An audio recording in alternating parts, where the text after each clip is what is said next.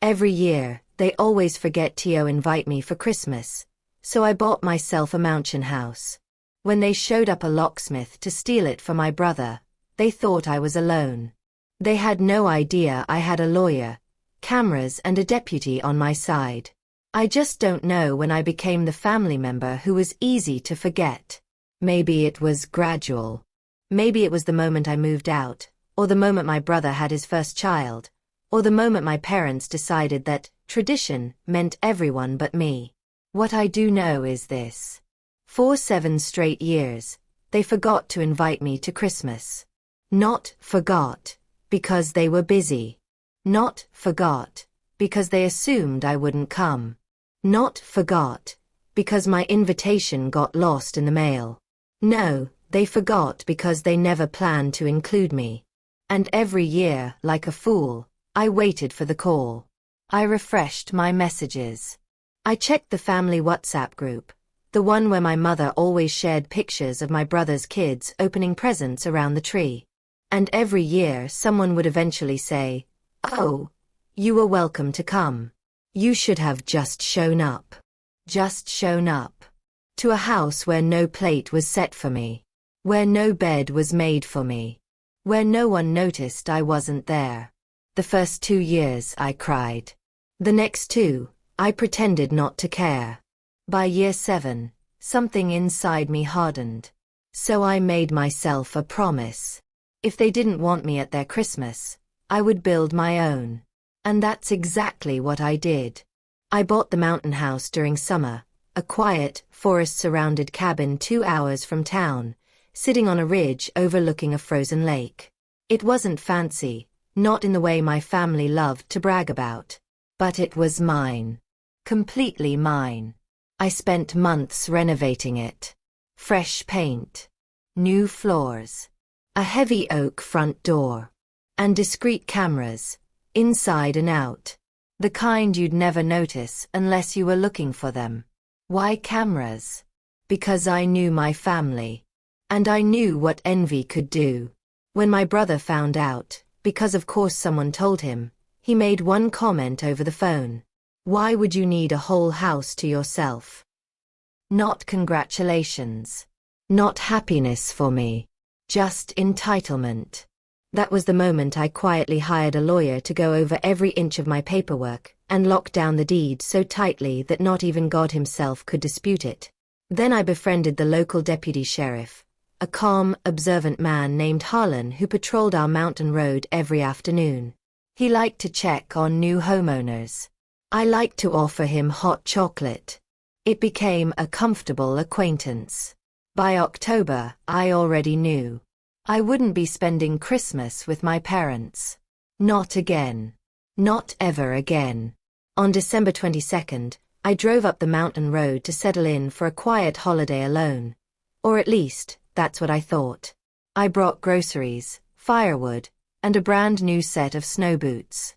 I planned to cook dinner for myself, sip wine by the fireplace, and watch the snowfall. Peace. That was all I wanted. But by noon on Christmas Eve, my phone buzzed with a notification. Motion detected at front door. For a moment, my breath froze in my chest. Motion. Up here. No one visited this ridge unless they were lost. I tapped the camera feed. And my heart dropped. Standing on my porch were my mother, my father, my brother, and a man I didn't recognize. A man holding a large toolbox and wearing a jacket that clearly said locksmith on the back. My brother rang the doorbell 3 times. Then he turned to the locksmith and said, "Go ahead. She's not here. Just open it." My stomach twisted into a cold knot. They came to take my house. My father looked annoyed. "Let's get this over with. We told you, this should have been in your name from the start. A single woman doesn't need property. Your brother has a family." I felt the heat rise in my chest even though I was miles away. So this was their plan. Not to see me. Not to wish me Merry Christmas. But to break in and steal what was mine. The locksmith hesitated. "Are you sure this isn't illegal? You said you had her permission. Yes, my brother said sharply. I'm her family. That makes it legal. It absolutely did not. I didn't panic. I didn't scream. I didn't even cry. I simply grabbed my keys, stepped outside, and whispered to my phone. Call Deputy Harlan. The snow crunched under my boots as I reached my truck. I drove faster than I ever had down that mountain road. By the time I reached the halfway mark, Harlan had already positioned his cruiser near my driveway, waiting. Everything okay? He asked when I rolled down my window. They're here, I said. My voice trembled.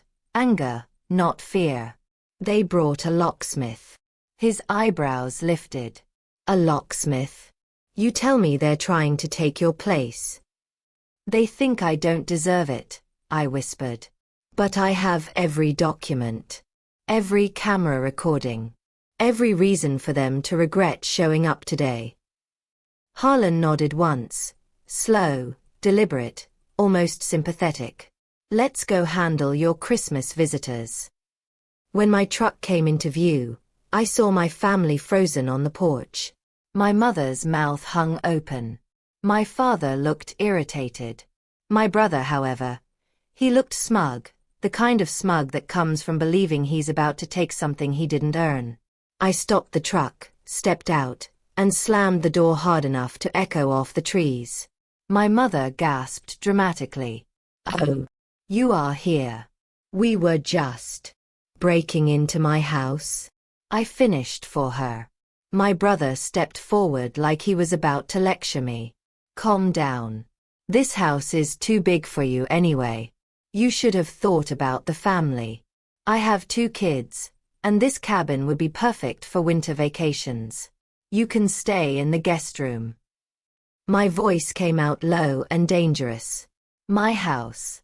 My deed. My name. And you're never staying here. The locksmith immediately raised his hands like a man trying to avoid getting shot. Ma'am, I was told they had permission. You were lied to, I said sharply. You can leave. Now. The locksmith didn't even argue. He bolted to his van like a man escaping a crime scene. My father waved dismissively. Stop being dramatic. You always make things difficult. If you were more supportive of your brother. I don't owe him anything. Harlan stepped forward then, one hand resting near his belt. Merry Christmas, he said mildly. I'm Deputy Harlan, local law enforcement. And I need to inform you that attempting to gain access to a property you do not own, with a locksmith no less, constitutes unlawful entry. And since your daughter has security footage of the attempt, this could become a very serious matter. My mother turned pale. My father sputtered. My brother's smirk finally cracked. And I stood there, arms crossed, letting the consequences hang in the cold winter air. But none of them had any idea what was coming next. Because I hadn't only prepared cameras. Not only prepared a deputy. Not only prepared legal documents. I had prepared revenge. Quiet, cold, calculated revenge for 7 years of being ignored. And one shameless attempt to steal the only thing I'd ever built for myself. And Christmas Day was going to end very, very differently from how they expected. My mother was the first to recover her voice. She pressed a gloved hand to her chest like she was the one who'd been violated. This is unnecessary, she huffed at Deputy Harlan. We are her parents. We have a right to be here. We were only trying to surprise her. I let out a single harsh laugh. A surprise? By breaking into my house. We thought you were spending Christmas alone, my father added, his tone dripping with judgment. And that's not appropriate for a woman your age. There it was. Not concern. Not regret. Not even love. Just shame. Like my solitude embarrassed them. I chose to spend Christmas alone, I replied. And I especially didn't want uninvited guests. My brother stepped forward. He had always been the golden child, adored, defended, excused. The type who grew up believing the world owed him something simply for existing. He jabbed a finger toward the house. Look, enough with the dramatics. You bought this place with savings our parents helped you build. You wouldn't have been able to get it if Dad wasn't your guarantor when you were young. So technically, the family contributed. We all deserve access. In that moment, something in me clicked. It wasn't about the house. It was about ownership of me. My choices. My independence. My life. No matter how old I got, they still believed I belonged to them. That anything I achieved was owed back. That anything I built should be shared, as long as it benefited my brother. I took a slow breath. Then I reached into my coat and pulled out a thick, sealed envelope. My brother frowned. What's that? Receipts, I said simply. I handed it to Harlan, not them. Inside the envelope were copies of the deed, my purchase contract, letters from my bank, emails proving I handled everything alone, dates and statements showing I hadn't received a cent from anyone. Everything neat, time-stamped, notarized. Harlan skimmed the first few pages. Looks very thorough. My mother's face went tight. My father's jaw clenched. My brother looked confused, like paperwork shouldn't matter if he wanted something. You came here to steal something that doesn't belong to you, I said. And you thought you'd get away with it. Because you assumed I'd stay quiet. Like I always have. My mother sighed dramatically. You're overreacting. This is why we don't tell you things anymore. You make everyone uncomfortable. That line. Oh, that line was familiar. They had used it when I didn't laugh at mean jokes. When I didn't fund my brother's endless requests. When I didn't attend family events where I was ignored the whole time. Uncomfortable. I looked her dead in the eye. I'm not uncomfortable, I said quietly. I'm done. My brother barked out a laugh. Done with what? Your family. Done letting you treat me like a placeholder, I answered. Like something you pull off a shelf when you need money, or help, or a house. He scoffed. You're being ridiculous. No, I said. I'm being prepared. I turned to Harlan. Deputy, can you escort them off my property? There was a satisfying beat of silence. My mother gasped. You wouldn't dare.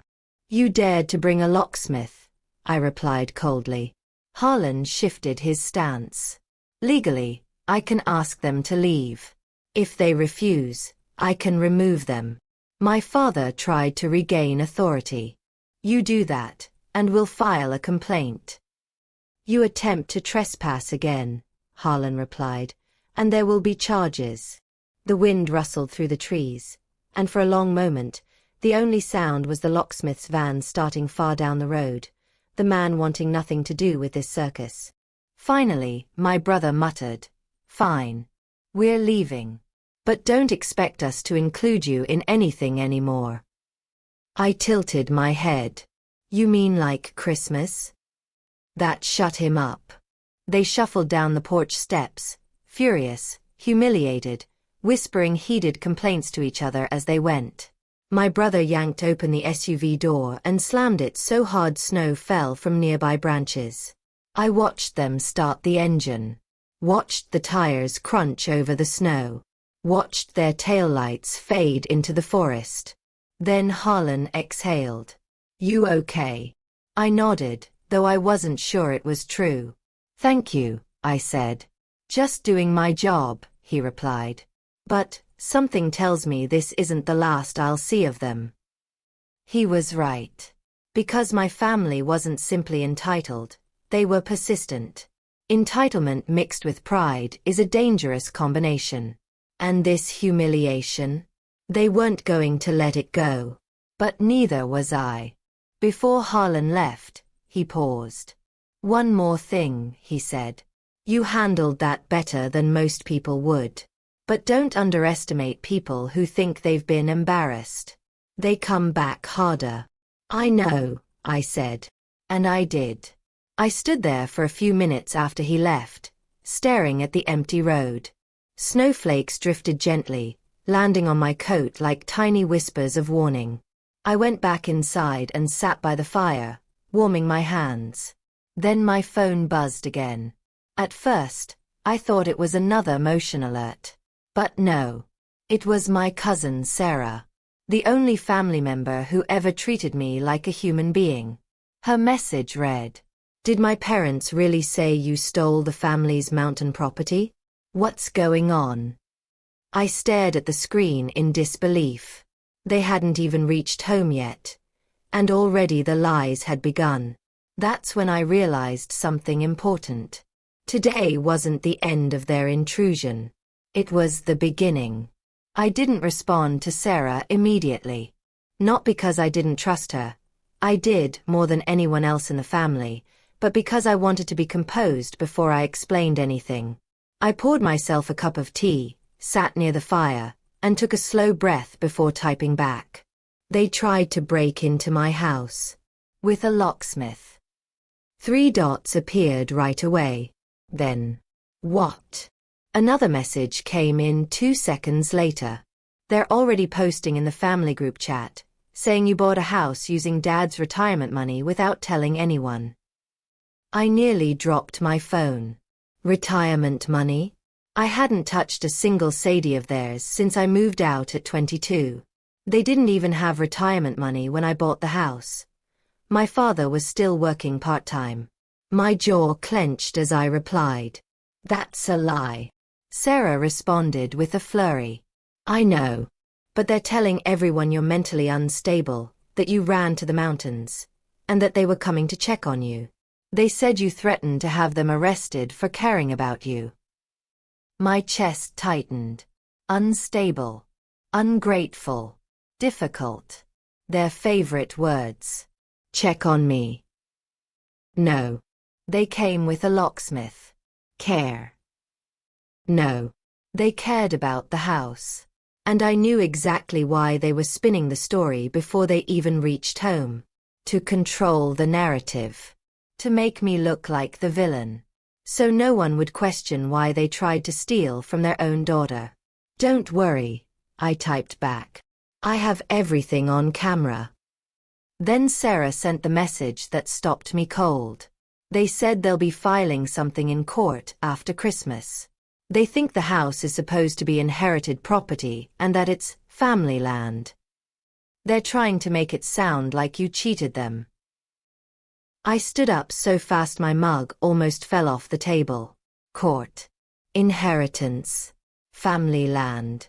The mountain house had been owned by a retired fisherman and his wife. Complete strangers with no connection to my family whatsoever.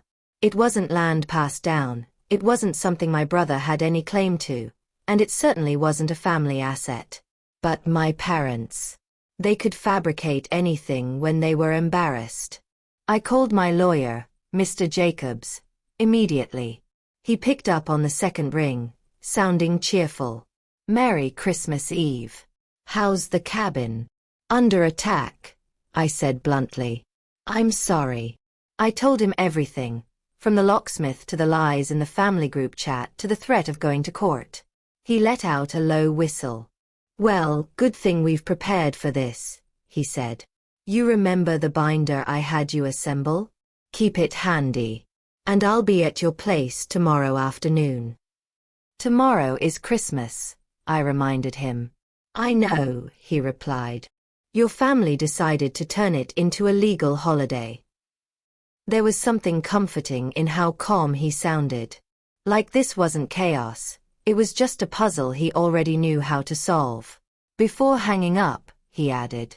And don't be surprised if things get worse before they get better. Pride doesn't die quietly.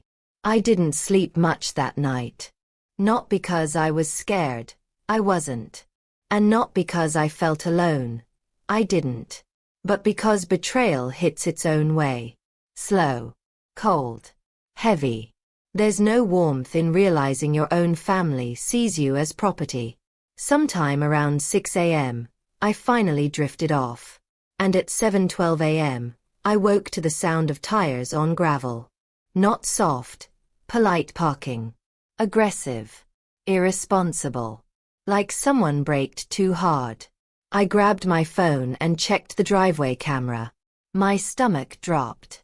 4 cars. 4. All full of family.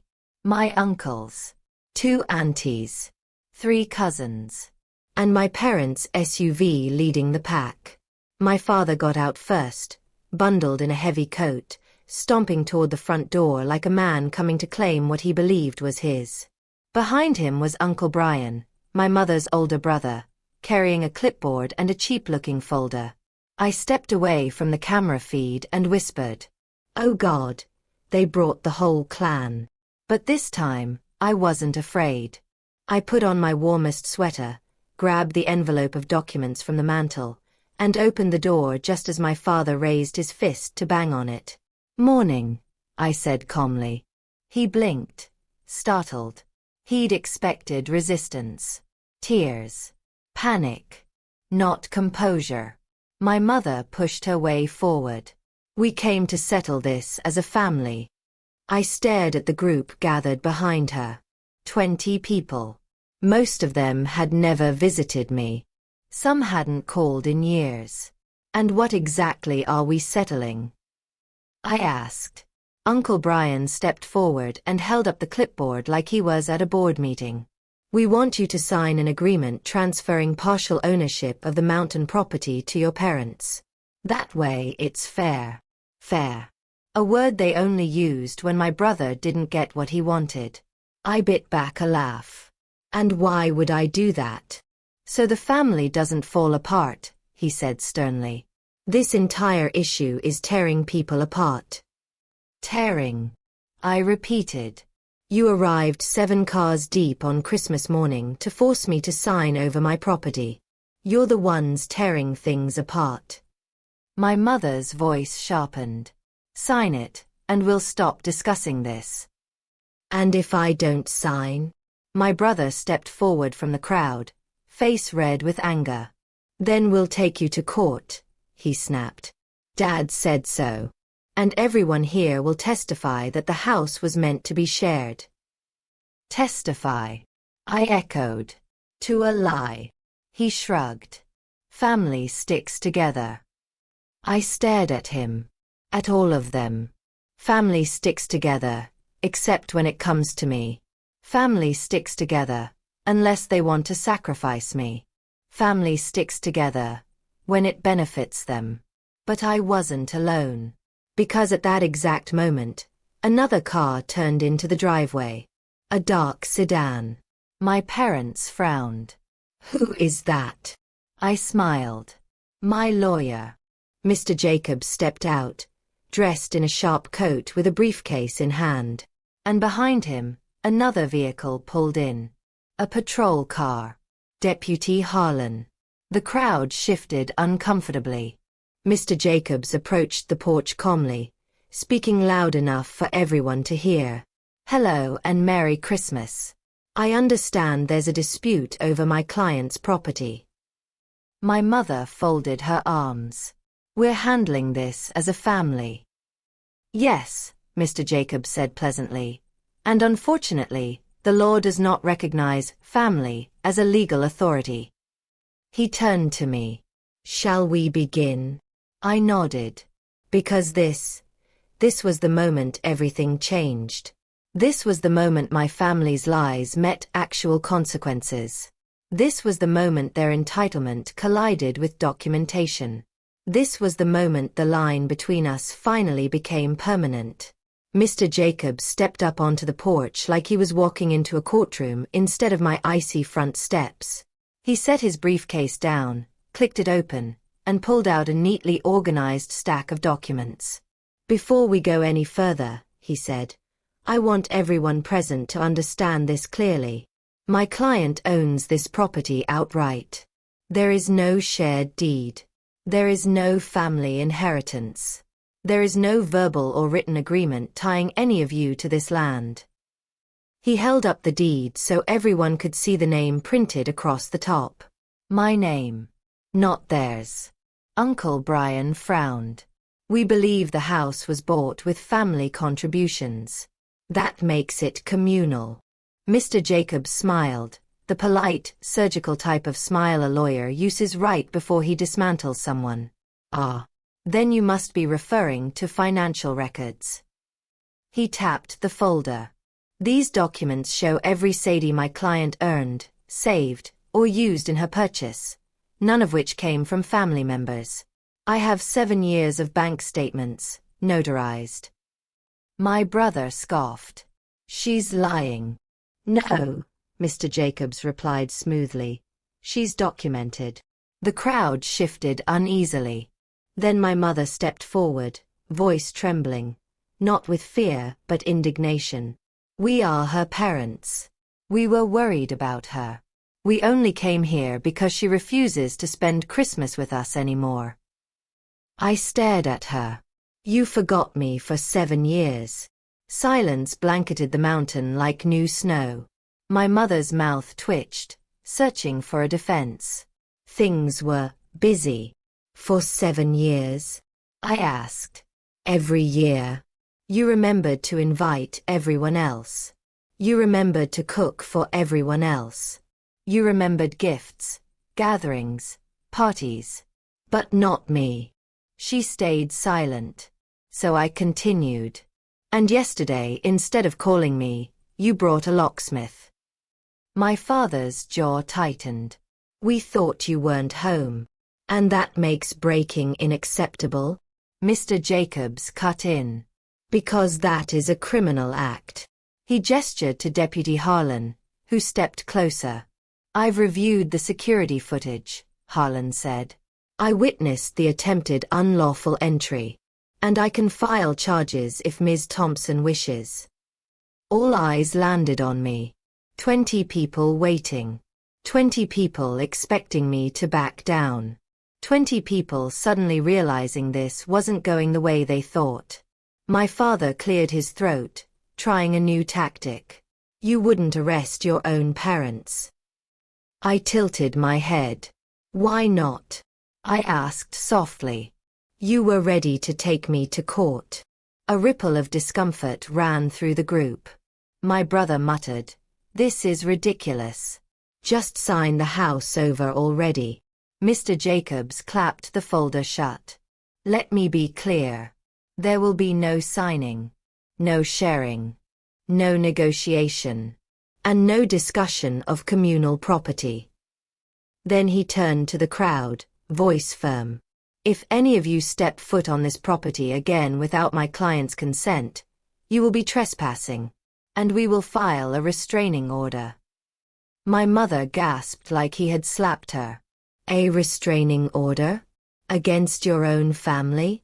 Do you really hate us that much? I didn't answer right away. I looked at the woman who gave birth to me, at the man who raised me, at the brother who was treated as a son and expected everyone else to orbit around him. Then I said the most honest thing I had ever spoken in their presence.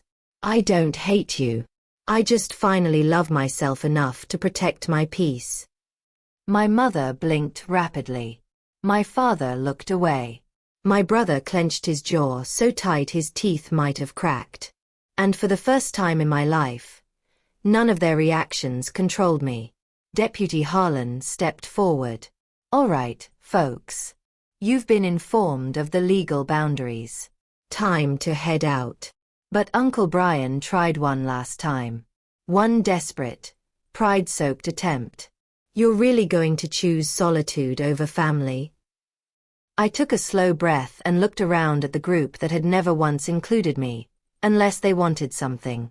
Family isn't supposed to hurt you, I said. Family isn't supposed to lie about you. Family isn't supposed to show up with a locksmith on Christmas morning. I stepped back toward the door, hand on the knob. So yes, I said. If those are my options, I choose solitude. The group stood frozen as I opened the door, stepped inside, and closed it behind me. No shouting. No tears. No dramatic collapse. Just a quiet click that felt like the final chapter in a long, painful book.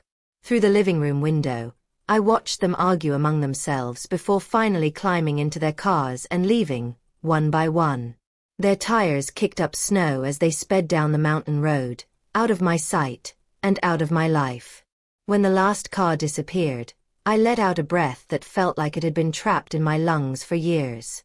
Freedom doesn't always come with fireworks. Sometimes it comes with paperwork, a deputy, and a locked front door. Sometimes it comes on Christmas morning. Mr. Jacobs stayed back to finish some notes. Harlan drank the hot chocolate I offered him. And for the first time in a long time, I felt steady. "Is it over?" I asked them quietly. Mr. Jacobs adjusted his glasses. "Yes," he said. "Legally, you're protected. Emotionally," he paused. "Only you can decide that." And I did. Not that day. Not instantly. But slowly, gently, deliberately. I rebuilt myself from peace instead of pain. That night, I stood on the balcony of my mountain house, watching the snow fall over the lake. The world felt quiet, clean, untouched. Behind me was a warm fire. A stack of good books. A life that belonged only to me. And for the first time since childhood, Christmas finally felt like Christmas. Not because of family, but because of freedom. Because I had chosen myself. And I wasn't going back.